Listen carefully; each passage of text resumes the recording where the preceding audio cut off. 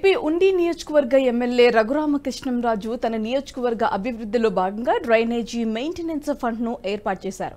ఈ ఫండ్ కు దాతలు విరాళాలు ఇవ్వాలని రఘురామ విజ్ఞప్తి చేయడంపై సినీ ప్రముఖులు స్పందించారు. ప్రముఖ సీనియర్ నిర్మాత అశ్విని దత్ 5 లక్షల విరాళం అందించారు. దీనిపై రఘురామ ట్వీట్ చేస్తూ ఉండి నియోజకవర్గ అభివృద్ధి కోసం ఏర్పాటు చేసిన డ్రైనేజీ మెయింటెనెన్స్ ఫండ్ కు తన మిత్రుడు ప్రముఖ సినీ నిర్మాత అశ్విని దత్ గారు 5 లక్షల విరాళం ఇచ్చారు. ఆయనకు కృతజ్ఞతలు తెలుపుకుంటున్నానని వెల్లడించారు. అంతకుముందు ప్రముఖ నటుడు రావు రమేష్ కూడా రఘురామకు 3 లక్షల రూపాయలు విరాళం అందజేసినట్లు తెలిపారు రఘురామకృష్ణంరాజు.